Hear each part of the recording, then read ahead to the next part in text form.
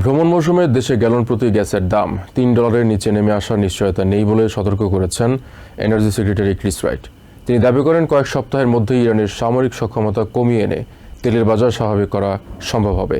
রবিবার এনবিসি নিউজকে রাইট জানান, হরমুজ প্রণালী নিরাপদ করতে ফ্রান্স, ব্রিটেন সহ মিত্র দেশগুলোর পাশাপাশি চায়নার সাথেও আলোচনা চলছে।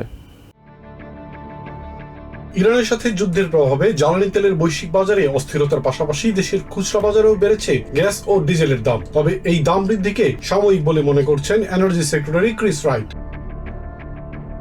তিনি বলেন, যুদ্ধ শেষ হওয়ার পর জ্বালানির দাম আগের চেয়েও কমতে শুরু করবে। আগামী গ্রীষ্ম মৌসুমে গ্যালন প্রতি গ্যাসের দাম $3 নিচে নেমে আসার ভালো সম্ভাবনা রয়েছে বলেও দাবি করেন এনার্জি সেক্রেটারি। তবে এ বিষয়ে নিশ্চয়তা দিতে অস্বীকৃতি জানান তিনি। তিনি জানান, হরমুজ প্রণালী নিরাপদ করতে ফ্রান্স এবং ব্রিটেন, জাপান, সাউথ কোরিয়ার মতো মিত্র দেশগুলোর পাশাপাশি চায়নার সাথেও আলোচনা চলছে। চায়না একটি গঠনমূলক ভূমিকা পালন করবে বলেও প্রত্যাশা তার। রাশিয়ার তেল বিক্রির উপর থেকে সাময়িকভাবে নিষেধাজ্ঞা তুলে নেওয়া প্রসঙ্গে তিনি বলেন, তেলের বাজার স্থিতিশীল রাখতেই এই সিদ্ধান্ত নেওয়া হয়েছে।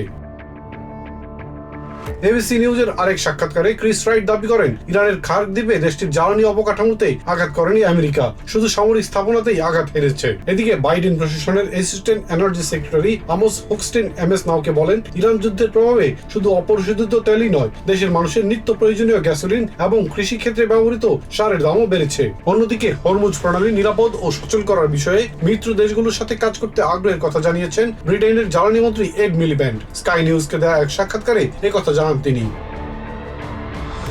Ilias Kamal, TVN 24 news desk. New York থেকে সম্প্রচারিত টিভিএন 24 টেলিভিশন বিশ্বজুড়ে বাঙালির কণ্ঠস্বর।